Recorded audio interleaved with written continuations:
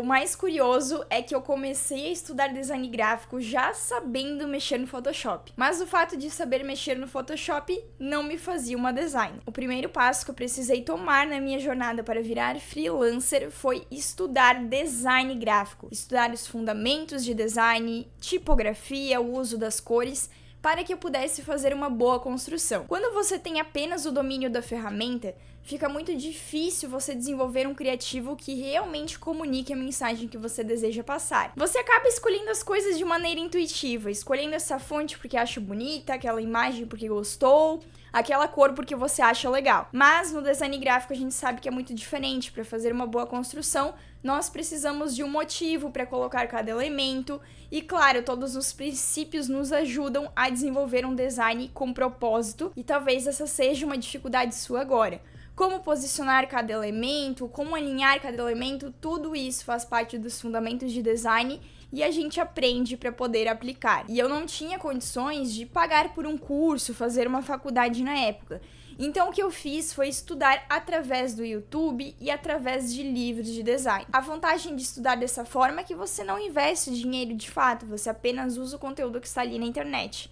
A não ser alguns livros que eu tive que adquirir. Mas o contra disso é que os conteúdos ficam meio soltos aqui na internet. E aí você precisa catar informação de um lado, de outro e ir juntando as peças desse quebra-cabeça. E depois que eu aprendi design gráfico, eu entendi de fato como que eu fazia para desenvolver um criativo. E antes eu sabia apenas mexer na ferramenta. Então, a partir desse momento, eu sabia colocar as coisas na prancheta vazia que eu passava horas e horas travada ali na frente. E com a prática, eu passei a gostar de design gráfico. E eu já pensava como que eu poderia fazer para me inserir nesse mercado. O primeiro passo que eu fiz para virar freelancer foi oferecer o meu trabalho, digamos, de maneira gratuita. Eu trabalhava na empresa no setor de fotografia que não cuidava da parte do marketing digital da empresa. Então, ele estava meio abandonado, ninguém fazia essa parte. E eu me propus a fazer isso também, além da minha própria função. E aí eu fui colocando em prática os meus conhecimentos, os primeiros criativos ficaram péssimos, eu vou pedir para o editor deixar aqui na tela, mas isso me abriu portas para eu colocar em prática o meu conhecimento com uma empresa real, uma empresa de verdade, além dos projetos fictícios que eu tinha. Então eu fui testando o que dava certo, o que não dava tão certo assim, e fui fazendo a minha construção de carreira, enquanto eu ainda estava trabalhando como CLT. Essa foi uma das portas que eu abri para praticar design gráfico e começar a ficar boa no negócio. Mas eu tive que abrir uma segunda porta para que eu pudesse ingressar nesse mercado enquanto eu ainda estava trabalhando como CLT para garantir uma certa segurança. Então eu juntei todos os criativos que eu estava desenvolvendo para essa empresa e comecei a mostrar para as pessoas, falar para os meus amigos que eu estava interessada na área de design gráfico e estava começando nessa profissão. E esse é um ponto muito importante na minha história, porque se eu não tivesse abrido a boca para falar sobre isso, mesmo que com vergonha, porque eu ainda não me considerava designer, eu não tinha abrido essas portas tão importantes para minha carreira para eu de fato começar e poder sair do CLT, que era um objetivo meu. Então esse meu amigo viu os meus criativos, se interessou e falou que a empresa dele estava precisando e deu essa oportunidade para eu começar a desenvolver os criativos para a empresa dele. E aí que vem um fato muito interessante. Esses primeiros criativos, eu não cobrei e também não recebi nada por eles. Eram apenas criativos de teste para ver como eu ia me sair. E os primeiros eles não foram tão bons assim, porque eu ainda não dominava 100% design gráfico. Mas à medida que eu fui estudando sobre, eu fui fazendo boas construções e eu tive uma evolução bem grande em poucos meses, porque eu estudei muito nesse período. E talvez você esteja se perguntando nesse momento, nossa, mas fazer criativos de graça, eu não quero trabalhar de graça. Mas nem sempre é de graça. Isso vai te trazer retorno de alguma forma se você fazer isso para as pessoas certas e para os contatos certos. E eu tive que me colocar num papel de iniciante, calçar a sandália da humildade para poder fazer isso na minha carreira. E isso foi muito importante porque conforme fui desenvolvendo criativos que realmente estavam bons, que comunicavam a mensagem, esse meu amigo passou a me pagar pelos meus criativos. E esse mesmo amigo indicou para outra empresa que ele conhecia o dono o meu trabalho, já que essa outra empresa também estava precisando. Eu fui na outra empresa e fechei o job com ela também. E aí nessa época eu fechava pacotes mensais de criativos. Então eu conseguia receber uma grana muito legal por eles, com apenas 2 empresas. Essa empresa indicou para outra empresa e assim por diante, e foi dessa maneira que eu virei freelancer de design gráfico. Porque aí eu tinha tanto trabalho para fazer, tantas empresas, que eu acabei não dando conta das 2 coisas, do CLT e dos meus projetos de design, e acabei largando o CLT para empreender com design gráfico. Vejam bem, eu não precisei prospectar ativamente nenhuma empresa na minha jornada, mas foi uma jornada bem individual. Talvez você não tenha as mesmas oportunidades que eu, mas eu queria compartilhar a minha jornada com você para talvez você se inspirar e pegar alguns insights. Então, o primeiro insight valioso é você estudar design gráfico. O segundo é você fazer os seus projetos, colocar em prática, mesmo que você não tenha criativos para uma empresa necessariamente, mas você faz criativos fictícios. O terceiro, e bem importante, foi falar e mostrar sobre o meu trabalho. Se eu não tivesse mostrado e falado sobre o meu trabalho,